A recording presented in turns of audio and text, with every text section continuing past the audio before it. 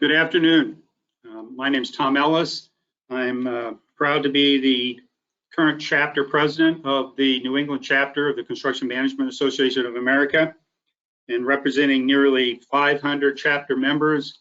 We're putting together this April webinar with the Massachusetts Designers Selection Board Executive Director Bill Perkins.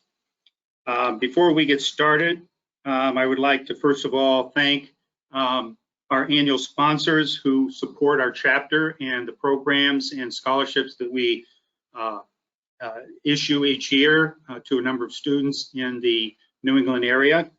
The sponsorships help us to fund our scholarship program, but also provide webinars like this to our members and non-members at no cost.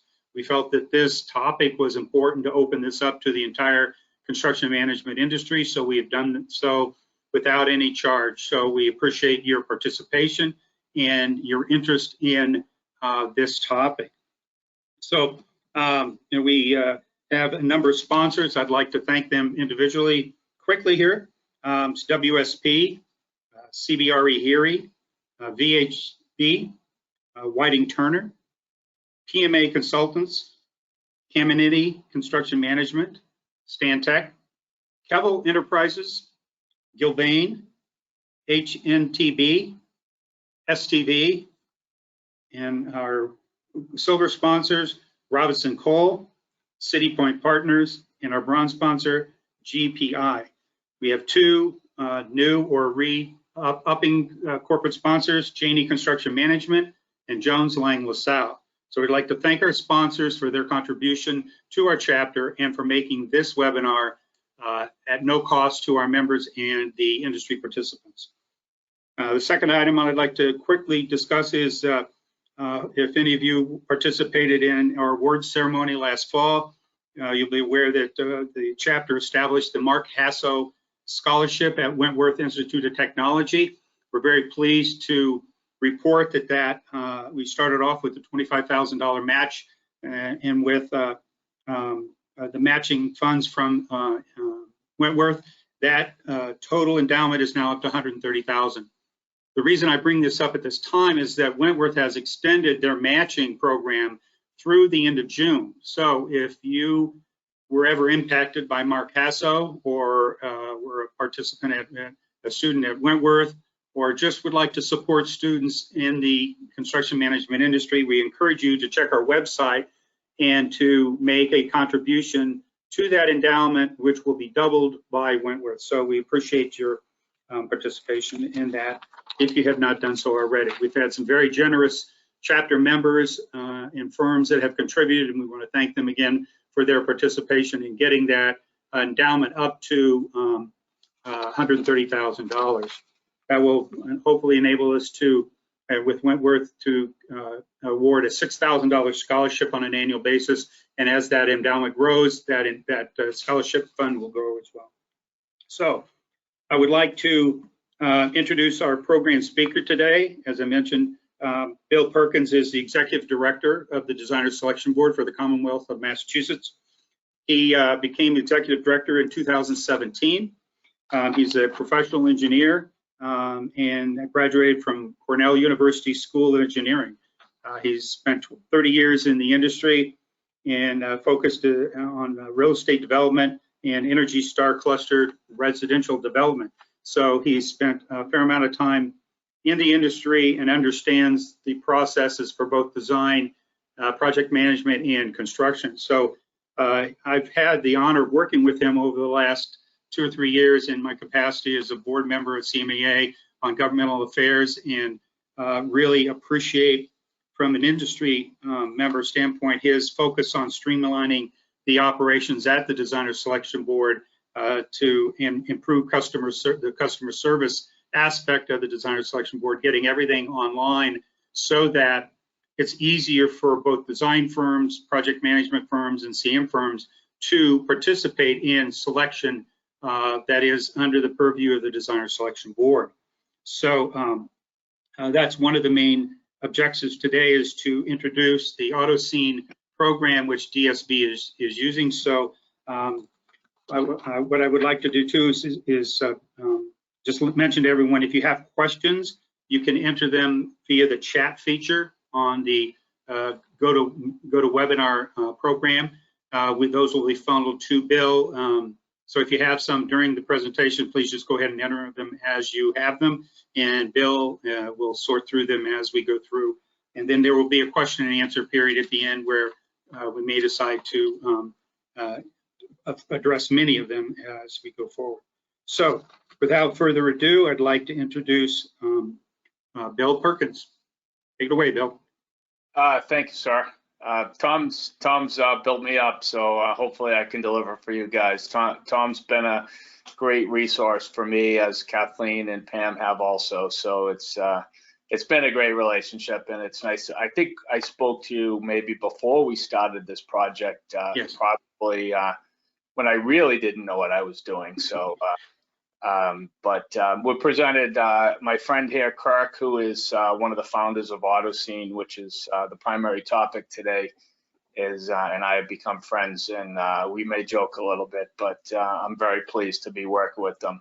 And what's really interesting about this system as we've developed is we get a lot more national recognition. So it seems like every month another state that's shown some interest, and that, which is very, very gratifying for me. Okay. You know, well, I'll sign off for now, just and then pick up at the end, Bill. So I'll let you go. Okay. And so there's really kind of two things I wanted to talk about. One is I wanted to show you statutorily how construction managers fit in with the designer selection law. And also, but the most important thing was to make sure that your membership is ready for a new DCAMM OPM project that's coming up very shortly. Bear with me, I'm not used to using GoToMeeting, but somebody tell me if you can't hear me or see what we're talking about. So looks good, Bill. Okay, yeah, just trying to. Okay, so just going to talk a little bit about our streamlining efforts and how construction management fits in. You know, as you know, there are construction managers that's all they do, which is a very important part of the design and construction process. And then there's others which do multiple things. They do design as well. So I think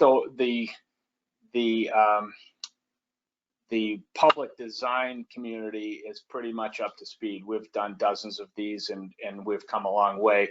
But I wanted to make sure that the CMAA group was up to speed if you're not used to Autocene. So we're going to talk a little bit about this, the different roles, and how the system works. But again, feel free to stop me. It's a friendly thing. I'm gonna go through it kind of quickly, because I have no idea, you know, who the audience is, or how you might be involved with it. But talking about our public notice, the goal is eventually that all public design projects, design and construction process, and their evaluations, references will be on the system. So we already have DCAMM and DHCD is coming. We have all the executive agencies related to DCAMM. We have charter schools, and then all of the rest may not have to use come through us, but they still have to use our forms. They still have to provide our evaluations, which we've never had a good place for before. So I hope to show you. So those of you who have applied to us before probably remember the master file brochures, and God bless them, when I started, the board members literally would come to a meeting like this. We would have recycling bins next to them, and as we'd go through the 40 or so applications, they would throw them all in the recycling bin. So thankfully, they now have iPads, and that state issued, and everything's done electronically. We've had the design community thank us that you know, that alone saved thousands of dollars for every application, which is music to my ears.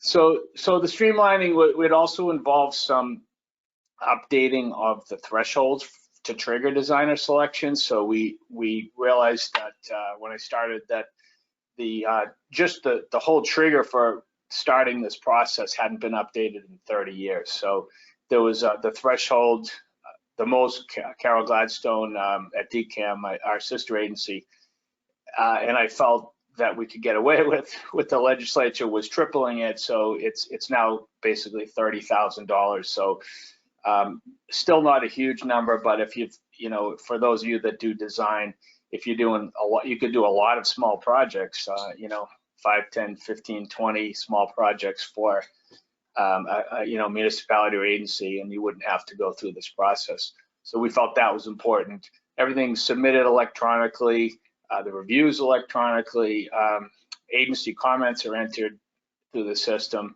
We're very close to being fully paperless, and we hope to have an industry leading public information process fully up to speed over the summer. Well, we should have all of our documents online.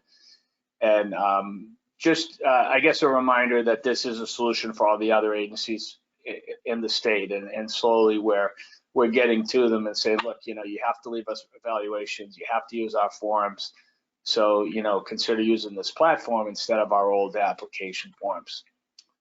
So everything circulates around a database, and that's important for you.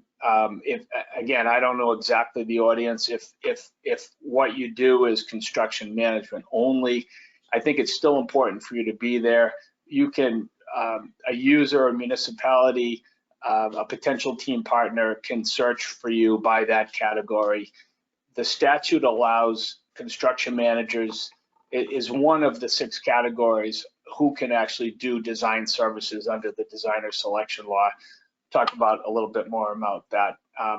But once you have this database of, the goal is to get everybody that does anything related to design in Massachusetts. And we've got, I don't know, 600-700 firms. Slowly they're building up their firm profile data. They can respond to a standardized public notice with a standard application. We don't have any more master file brochures. That's all done very simply online. When the project's done, it can valuations can be left for the project, which is a state requirement. You can leave optional references. So, but it all goes around this database, and we're hoping that you take part. The stakeholders, as you can see, construction managers is one of the allowed groups that can do design services as defined by the designer selection law. But there's all other stakeholders, and we have municipalities. They may not have to come to us directly, but they still have to use our forms. They're still looking for designers. They're still looking for construction managers. I get contacted by charter schools, and they say, it's over $1.5 million. We have to have a owner's project manager. So who can you recommend? And I can't recommend anybody, but if you have a file that has a lot of your experience and has good references, then I can have them search, and they can find you under the system. So again, this is what I said earlier. The statute, the designer selection law, people may not be aware of it because you don't come through selection bodies all the time, but construction manager is one of the categories that is allowed to do design services, as I mentioned. When you first take out credentials, you are assigned a role, and this is, even though we've been operational for well over a year now, we're still making tweaks. So your menu, so if we give you a design community role, we may later change that depending on how many, we may make one more specific to your industry. But for example, DSB's menu is different than DCAMM's, is different than DHCD, because we all have different functions that have been built into it.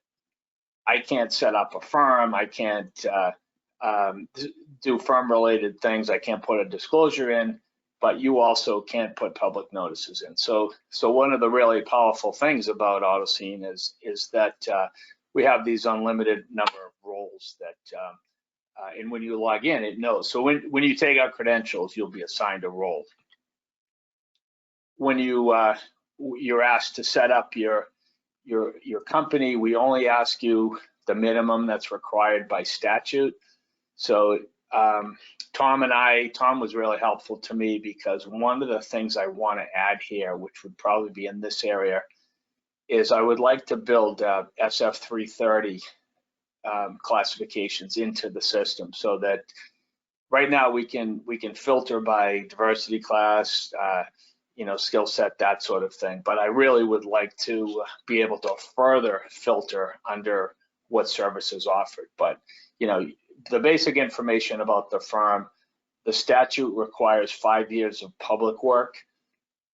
We're not the design police. If you don't want to put 5 years, nobody's going to know. You only know what your information is, but we will check to make sure that you meet the statute as far as any, if you're a design firm, there's certain licensing requirements, and we will check those, and we'll tell you if there's a problem.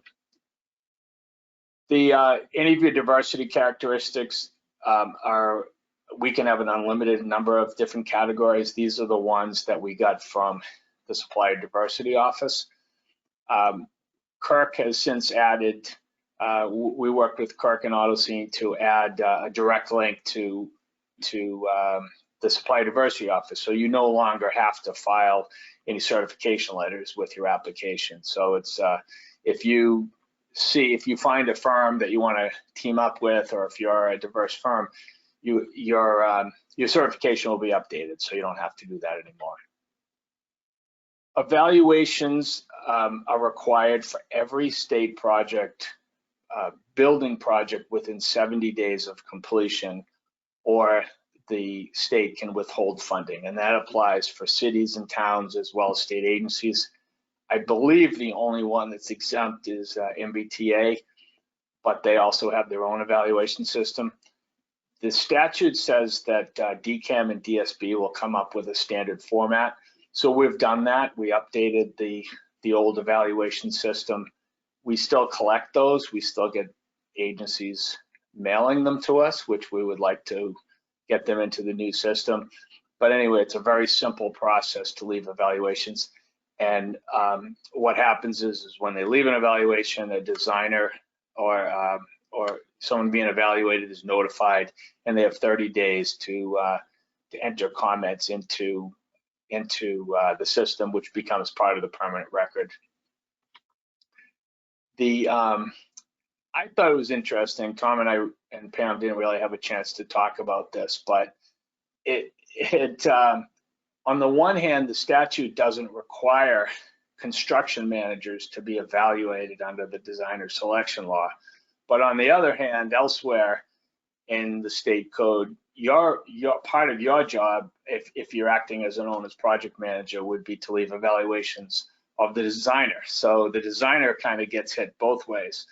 But Tom and I were talking about maybe some optional evaluations there. We haven't really gotten into too much, but we can build. We'd love to have your industry part of this, and I think hopefully I'm triggering some ideas that where you can use it to further your business. The references is kind of cool. So references is something that we used to request every time there's an applicant. It was very inefficient. So every time, let's say we get 30 applicants for a project, we used to literally call their references every single time. It was very inefficient. So for sub-consultants or firms that aren't acting as a prime, we have this system of references, and the same thing would apply to you. So you may or may not have 1 or 2 or 3 or 4 evaluations in your system, but you can have an unlimited amount of references. And if you are going to apply for this new DCAMM offering, which I think it's a pretty good one, you really should build up your file, build up your experience, and be ready over the next few weeks for when this comes up. Another cool feature it has something that we came up with. So if somebody looks for your firm, you have the ability under the system if you don't want to share all your intimate details. So when I talked earlier about roles, if a public agency looks in the system for, Arrow Street, they can see everything about it, their ownership, all of their information. Now, anyone can get that from a public records request, and we have to give them copies, but we gave firms the ability to temporarily hide their information just from their competitors. So like if you're another firm and you want to see Arrow Street's information, they have the option to hide or share it or hide it from, somebody that's else from the design community. We had a few people, not a lot, but a few people were concerned that their employees would be recruited or their clients would be recruited. So that's why we built it in. And by default, it goes to hide. And again, Arrow Street just thought of them. If you look under a firm in Autocene and they've chosen to hide it and you're a designer, what we didn't want to have happen is you would call up their information and you would just see a blank screen or an email address. So what this does is if you look up that firm, in this case, this is a test firm, Aeolus, it'll have a one-page elevator pitch about them. So I thought it was kind of cool. This is something Kirk and his team developed. And so if you can export it, we have a diversity fair coming up in September with DCAMM and BSA. And the idea is that, you're in a meeting and you're sharing information about your firm. So that's kind of the idea. And so this will also has a place for the SF330, so somebody can look at your diversity information, what services you provided, where you're from, how big it is, a narrative, as well as some references. So that's kind of the idea. If you go into the system and you're looking to see what projects are here, there's a new standardized system. So we have now 7 years of past projects, and those are really important for later on when an agency leaves the evaluation, they can connect it to the project so it's self-populating. The green ones would be the ones that we're still able to apply for. And so we have 3 projects in there that are green now, and hundreds of red projects. You can look at all of them, but you can only apply to the green ones. Very soon there'll be this DCAMM one that's coming up, and we want you to be ready. And then there's a pretty simple process where you click on it, you look at a project summary, you say, oh, this is something I'm qualified for. Your registration disclosure comes up. It asks you, is this still valid? And this replaces the old master file brochures you used to have to mail in. I believe it or not, I think some agencies still do it. But there are forms, and we retired them, but there's agencies still using them. So this just gives you one click. Say, is this still valid? Yes, click, go to the next one. Then you put your sub-consultant team. It walks you through the application process. You can add any evaluation and references into your application, and then a final package comes up. So when you click on one of those green things, as I said, it'll give you a summary of the project. You can click it to get the full project listing, and again, it'll just walk you through each step. The one I keep talking about at DCAMM is in draft mode. I think it's the next week or two. It's for owner's project management, and it's pretty good project. It's $2.5 million. Because it's got such a small team, they've waived the diversity requirements, and that should, so there's 8 contracts, each with a value of $2.5 million. But again, Tom and Pam felt with me that hey, we want to make sure that you're not at a disadvantage if you're not already in the system. So this is the part where I told you where you select the sub-consultants for your team. If you do that project for DCAMM, there probably wouldn't be sub-consultants, but this replaces our previous requirement that we had to have every sub would have to sign an acknowledgement form, and you would have to provide that in your application. It was a real waste of time. So now each you basically choose all of the subs. They get a request like the one to the right. They verify they want to take part, and that's all you have to do. That's recorded in the system. This is as you put the information in, it collects here. This is the application screen. Then once this information's together, it starts generating the different pages. So here is this is what a cover page would look like without information. Then the rest of the sections, it's much nicer. It's gone from 16 sections to 5 sections. So I think those of you, I guess the people that have never gone through it before or work with some of the agencies that are still using the old form, like MSBA, I mean, the 16 section form, I'm embarrassed to say we collected a lot of information in every city and town in Massachusetts, every state agency for a lot of years that nobody ever looked at. So by going 16 down to 5 sections, we feel that this is much easier, levels the playing field for everybody. This is the last section, section 5. Those of you who are familiar with our old process, it's the same as our old section 10, but it's where you kind of bring the whole thing together. When we designed the system, the design community wanted to have the flexibility to be able to upload a section where they could kind of bring it together. So this last section is, other than the goal to answer the question specifically, is really left up to the applicant to to put in whatever you want.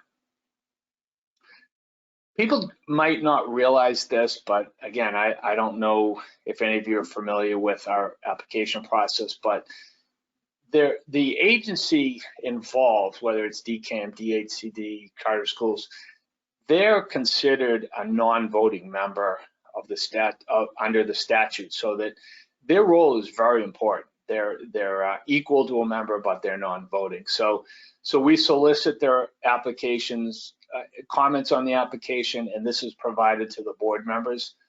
So what we realized, and we were doing a presentation like this to Abby Goodman at ACEC very early on, and the industry didn't even know that this form existed. So if you don't know it existed, you could never request a copy of it. So now it's all out in the open.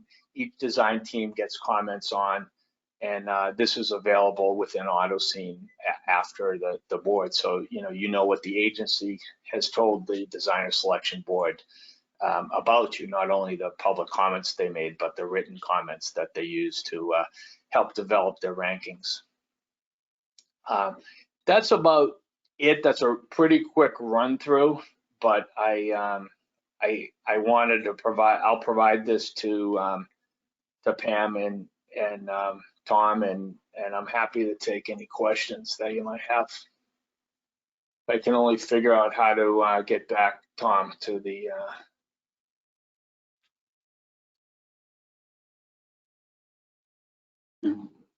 I gotta just figure out how to stop shutting that screen down.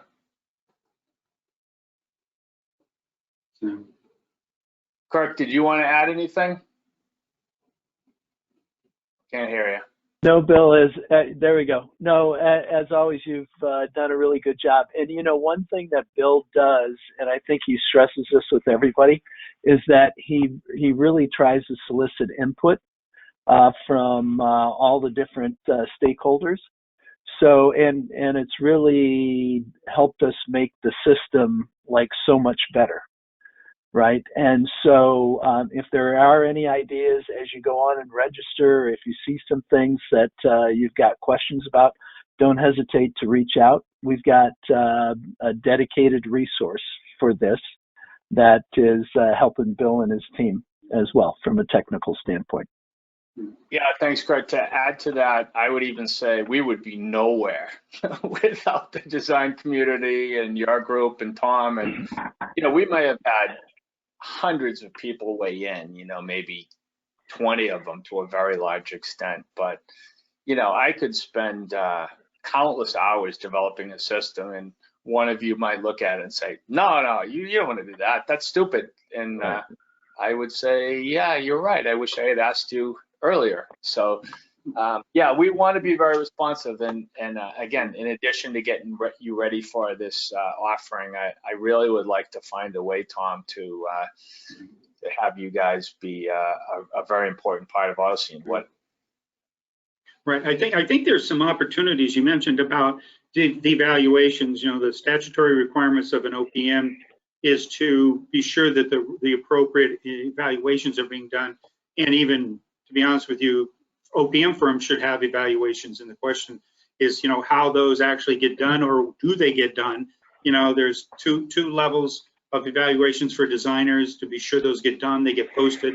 So I think, you know, there's an opportunity here for us to actually work together to be sure everyone knows, hey, there's a repository now where everything can go, and we should be checking and checking on that to be sure that those things are being done, because it's required by law.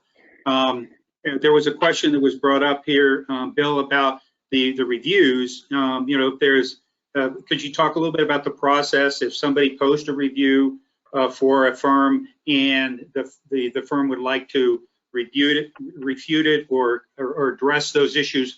How is that process done so that it's fair and is resolved in an amicable way to represent actually, you know, what happened? So.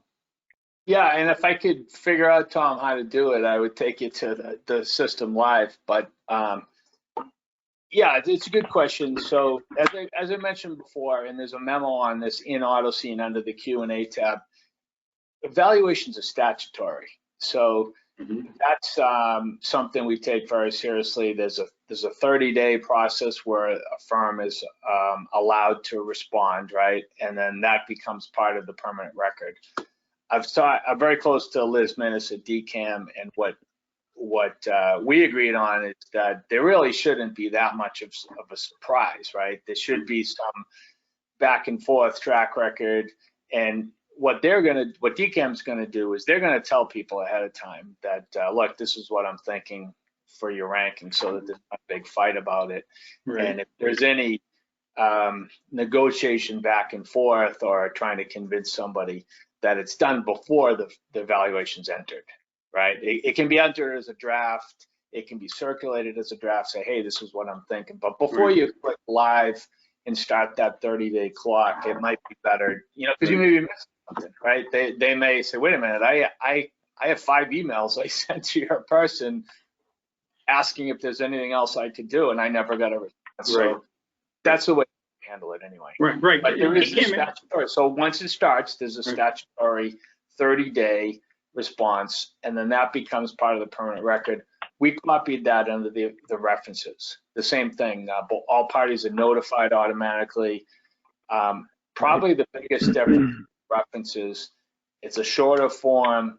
It can be open to anybody. It doesn't have to be tied to a particular project. You don't even have to be an Autocene user. So we've made it really easy to get them in there. But it's also, if you have a problem with an evaluation, right? If you leave an evaluation and there's a big fight about it, I'm going to block it until our next meeting, and then the DSP can decide, right? Yeah. You have a problem? Bill, I was just going to add, there's a whole workflow that's built into the system around evaluations, and they're automatically, they go out, and I could show it if you wanted, but there's automatically there's the ability for the person being evaluated to respond for the firm. Yeah. So. Yeah, and there's just so much here, Tom. Just to follow up what Park said, too, it dawned on us that we were getting like compliance in the single digits. So when you look at the evaluations we have, even DCAMM, we did a study, we were getting about a 9% on the evaluations that we'd do. So we put all the ones we have, we uploaded, but now there's tens of thousands of them that we want in the system. Right. This team have developed a new tool which will be effective next week, I guess, Kirk, which will allow, like, let's say again, we'll pick on our street again. Think of all the charter school, public school you know, lab work, state work that they've done over the last 5 or 6 years, right? And then house doctors, you might have 20 projects in one house doctor. All of those are supposed to have an evaluation. Mm-hmm. But what we've done is created a spreadsheet where a firm can enter all the ones that they're owed. And then that's uploaded into Autocene, and all of those agencies will be notified. And then every 30 days, they'll be reminded, hey, you know, you owe us an evaluation. So we're kind of excited about that. Right.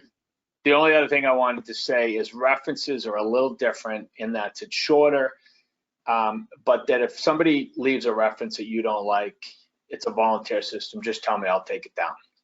You know, Right. there's no requirement for it, so it's not fair.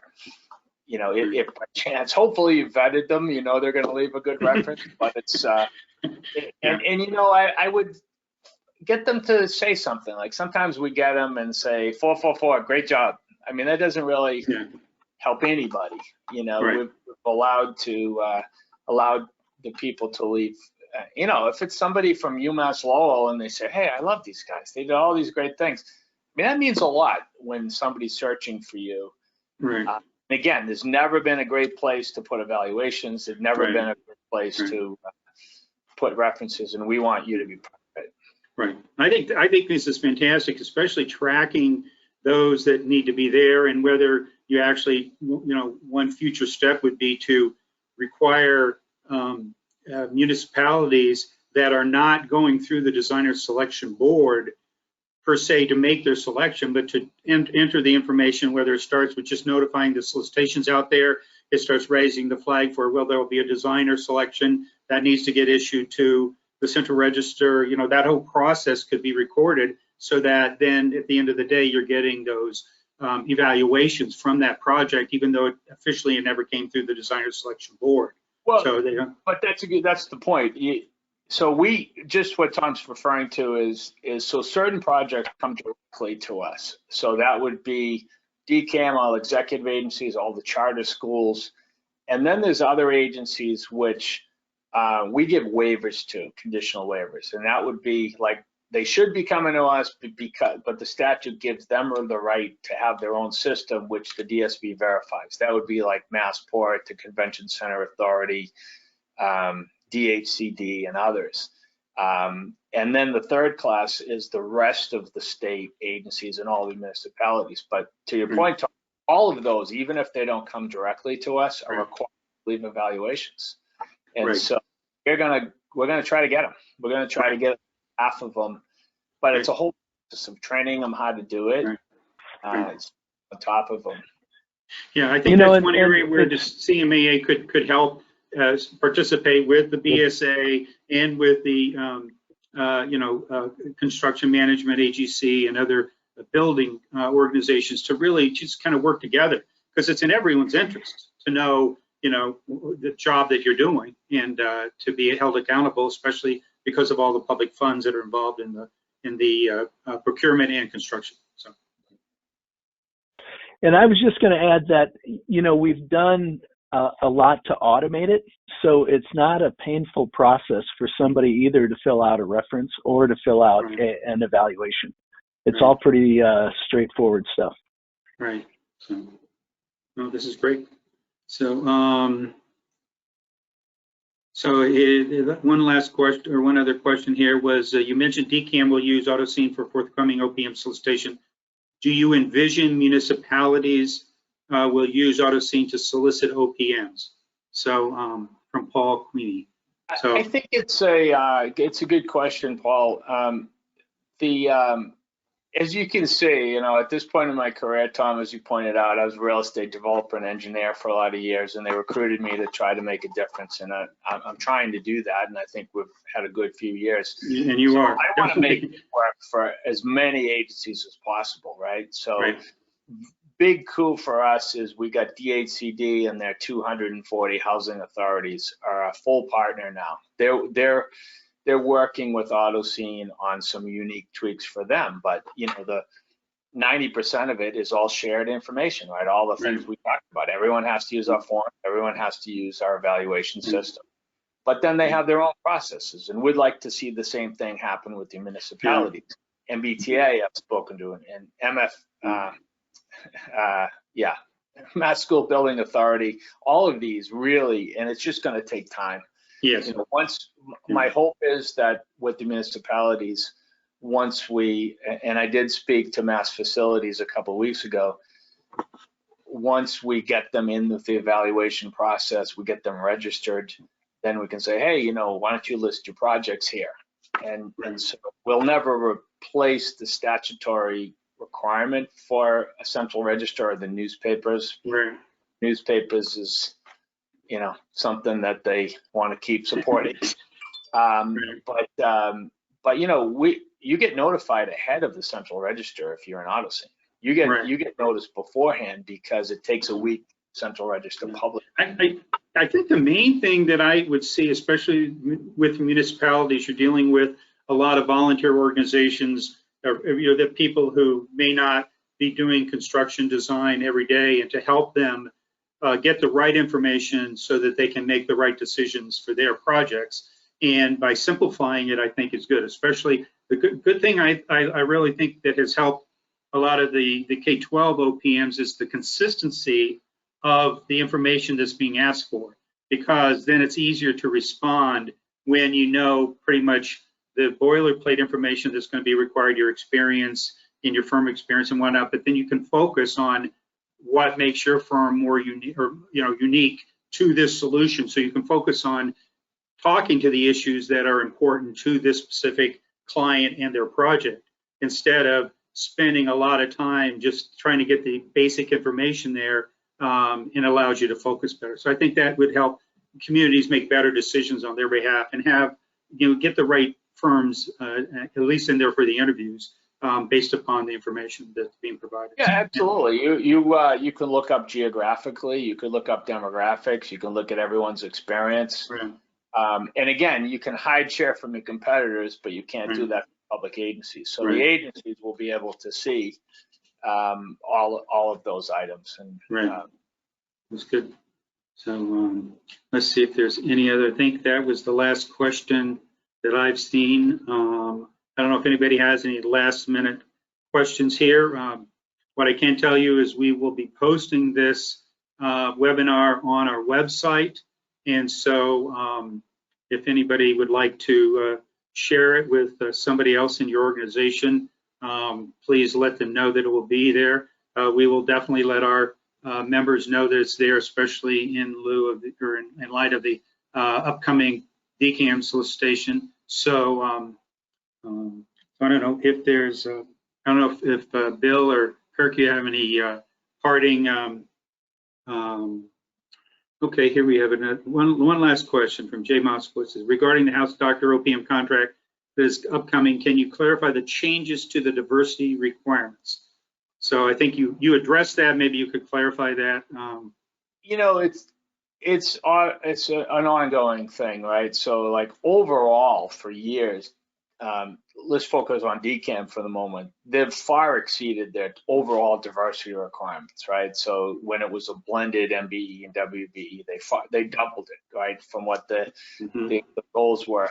But on project specific, it's always a problem. Like if you get a house doctor, and there's, you could get hired that you have a great team, a diverse team, but then all of a sudden you find out that it's all mechanical engineering, right? So, oh, well, your mechanical engineer is an MBE, but you don't have any WBE. So it was a problem, but it's more of a problem on a very small team, and when it's pretty much just your firm. So I verified with Jay Mitchell yesterday, because I know I was speaking to you, that they're waiving the diversity requirements entirely for this.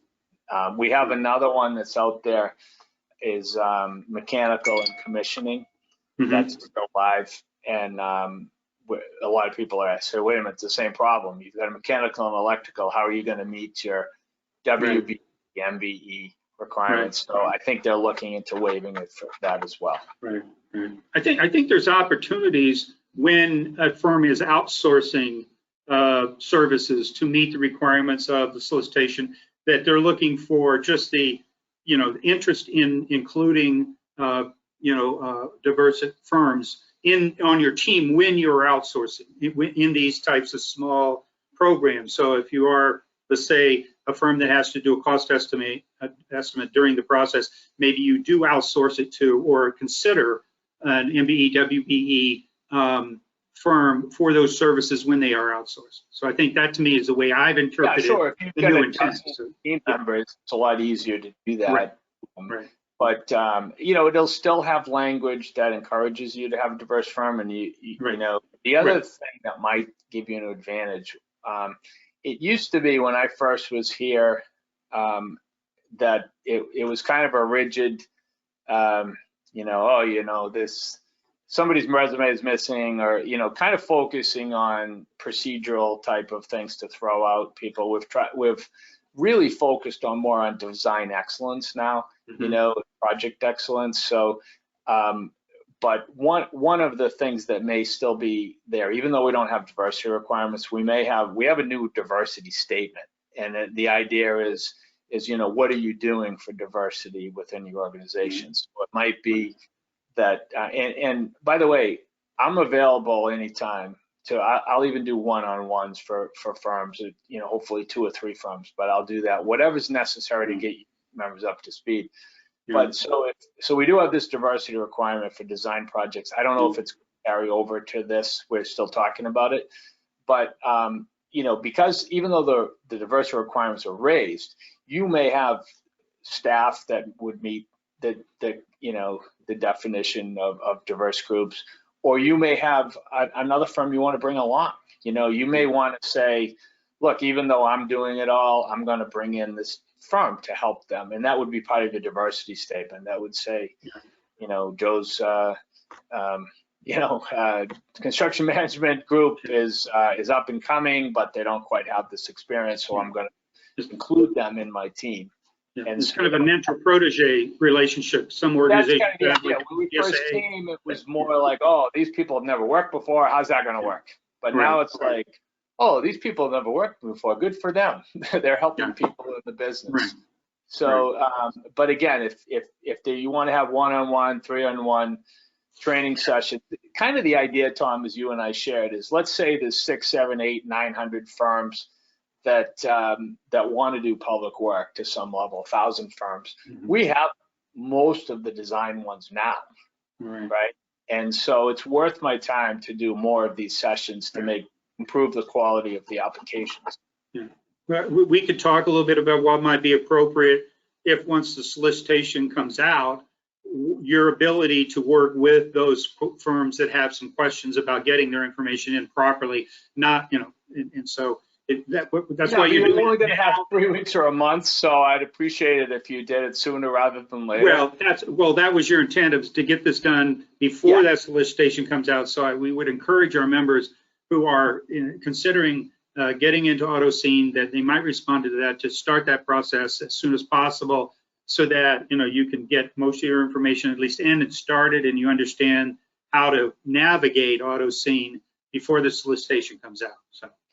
Yeah, and one thing I want to say too, Tom, you may remember this, but the last time the DSB did a selection for OPMs was maybe 5 years ago, and they wanted 10, and the board only found 5 of them acceptable. Now that was a different board. They were a little more focused on procedures rather than content, but I don't think that's going to happen here. Yeah. But I don't want to have a situation where we don't have enough firms apply. I think I want you guys to stand out, and I'm happy to put my time in to make sure that happens. Right. That one I believe was for higher ed. It was a little focused on higher ed, but still, you're absolutely right. The goal should be to find the best firms and reward success versus, like you said, trying to discard. You have to show that in the application, right? I get calls. I tell people, hey, I'm not the design police, so I'm not going to turn you in if you telling you what the law is. The best, and I'll connect you to somebody else. Right. And but and they call me, and I say, look, you're not going to get in trouble by complaining to me, right? Right. I'm not going to take offense. I want to solve the problem. So if I get calls after the fact with firms, well, why wasn't mine selected? I was great. I'm like, well, this is what the board sees. Look at what other applicants have submitted. you know, it's all available. Right.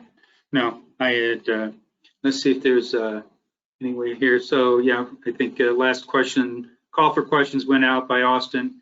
I would just like to say my experience working with Bill, first time I've met Kirk, but that the focus on streamlining this process has been outstanding. I think it's been long overdue. You're trying to simplify it, make it easier for everyone.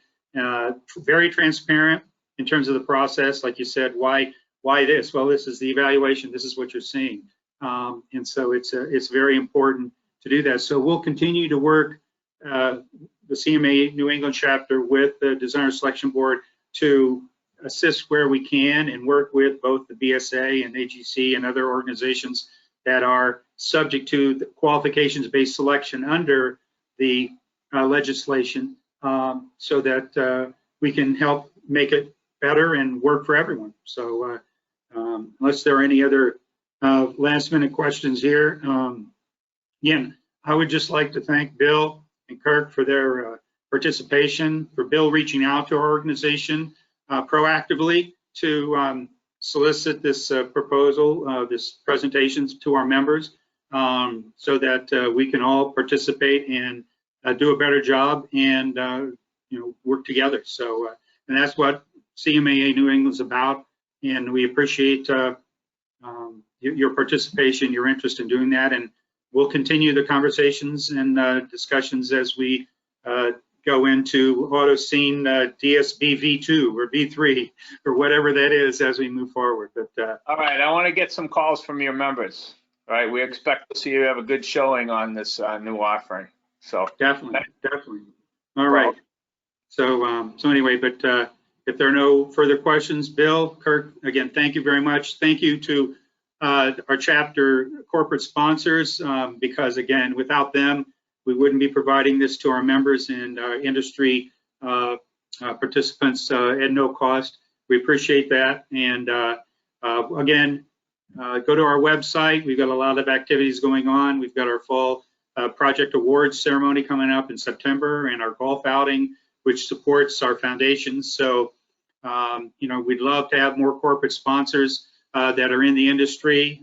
We think we're doing some really good things for students and scholarships and for our members. So again, thank you very much for your time. Again, Bill, Kirk, thank you. Good. Thank you very much.